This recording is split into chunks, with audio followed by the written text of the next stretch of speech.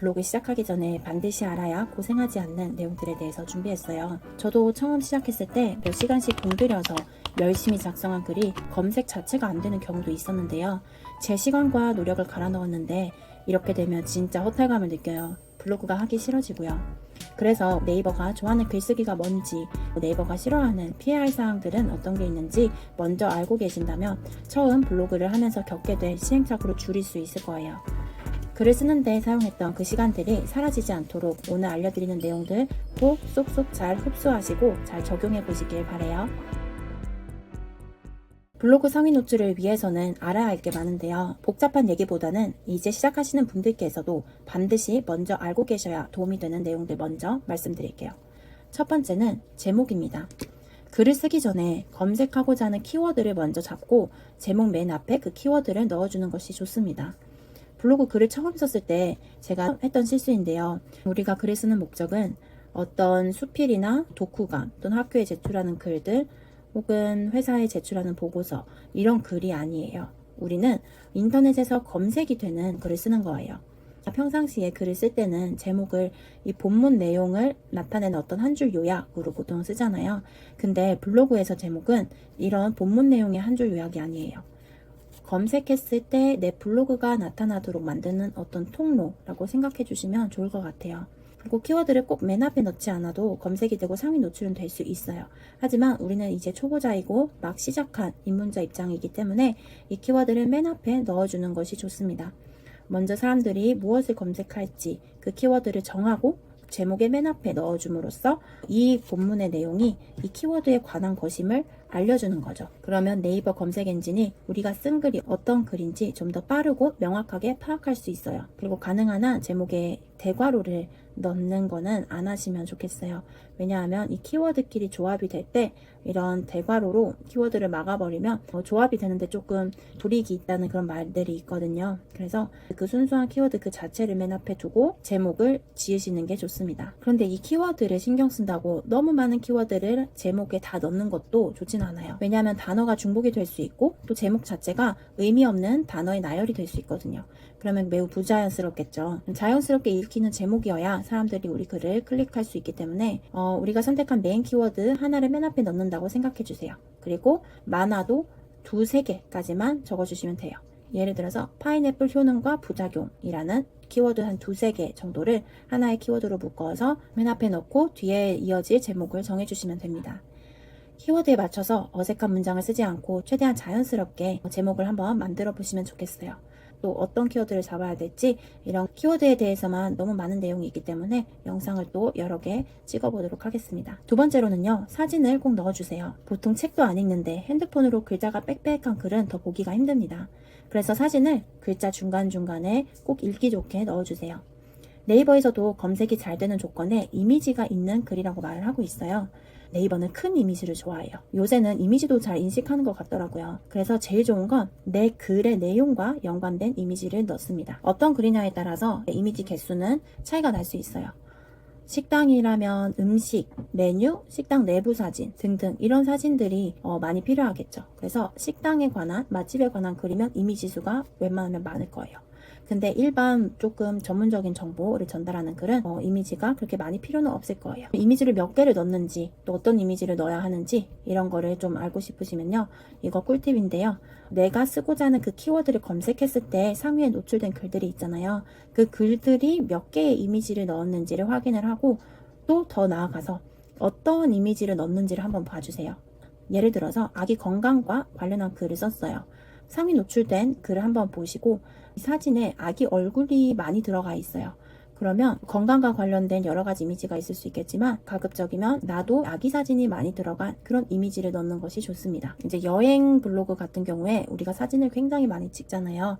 그 여행 사진을 전부 다 블로그에 넣는 경우도 제가 봤어요. 글은 거의 없고 사진들만 잔뜩 있고 그 사이사이에 글들이 조금씩 있어서 글을 보기가 너무 불편하더라고요.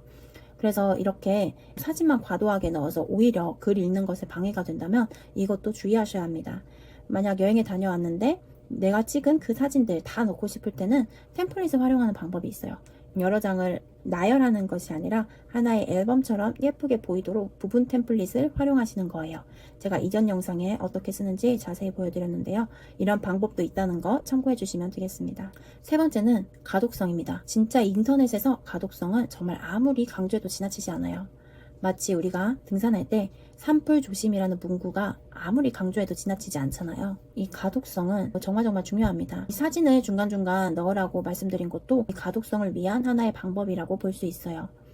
우리는 영상이 아닌 글을 쓰기 때문에 사람들이 모바일로 글을 볼 때 그 글을 읽는 시간이 굉장히 짧습니다. 근데 가독성이 떨어지면, 즉 우리 글이 사람들이 읽기에 편안하지 않으면 바로 뒤로 가기를 누르고 다른 글을 찾으러 떠날 거예요. 사람들이 빠르게 이탈하는 글은 좋은 글이라고 할 수 없어요.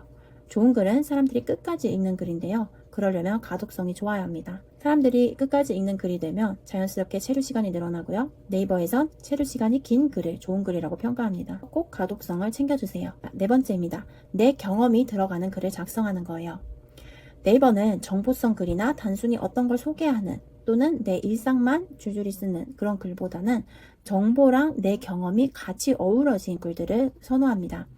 요새는 또 알고리즘이 더 고도화되어서 경험이 녹아진 글을 점점 더 좋게 평가하고 있어요.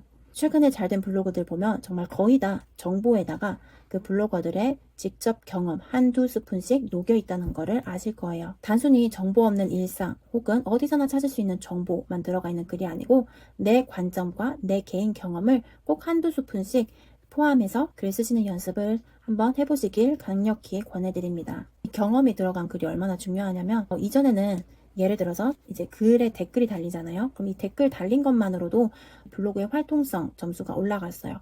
그런데 요새는 그 댓글에서도 본문과 관련된 이 경험이 있는 댓글을 달리는 게 그거에 점수를 줘요. 그리고 플레이스 같은 경우에도 블로그 마지막에 지도를 붙이면 블로그 리뷰로 플레이스에 올라가거든요. 진짜 얼마 전까지만 해도 그냥 그 매장과 관련된 글을 쓰고 지도를 달아서 플레이스에 블로그 리뷰로 올려도 괜찮았어요. 점수를 받았어요. 그런데 요새는 그 블로그 글에 꼭 플레이스 그 매장에서 자신이 겪었던 경험에 관한 글을 써야지 점수가 돼요. 그만큼 알고리즘이 고도화되었고 네이버가 이 글이 경험이 있는 글인지 없는 글인지를 파악할 수 있게 되었다는 뜻이에요. 그래서 여러분들께서도 글을 작성을 하실 때 정보뿐만이 아니고 그 정보에 관한 내 경험, 내 생각을 같이 섞어서 작성하는 그런 연습을 해보시면 좋겠습니다. 마지막으로 동영상입니다. 우리 보통 유튜브로 정보를 찾는 게 요즘 더 익숙하지 않으신가요? 그래서 네이버도 동영상을 굉장히 중요하게 여기고 좋아합니다. 우리 유튜브 쇼츠처럼 네이버에서도 클릭 관련해서 여러 가지 이벤트들도 하고 있어요. 그렇게 점점 동영상을 많이 밀어주는데요. 이 글에 동영상이 들어가는 게 좋아요. 모든 글에 동영상을 넣기 힘들다 하시면 내가 꼭 상위 노출시키고 싶은 그 글에만큼은 힘을 써서 동영상을 같이 넣어주세요. 여기까지 블로그를 하면 꼭 알아야 할 네이버가 좋아하는 부분들에 대해서 말씀드렸습니다.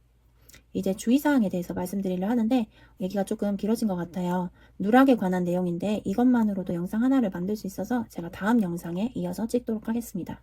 블로그는 진짜 글만 쓸 수 있다면 누구나 시작할 수 있는 너무 좋은 툴이에요. 유튜브처럼 영상을 만들 필요도 없고 촬영할 필요도 없고 또 인스타처럼 사진을 잘 찍거나 사진을 편집할 필요도 없고 그냥 타자만 칠 줄 알고 글을 쓸 수만 있다면 누구든지 시작할 수 있어요. 하지만 이렇게 쉬운 블로그여도 하면 할수록 알아야 할 내용들이 정말 많더라고요.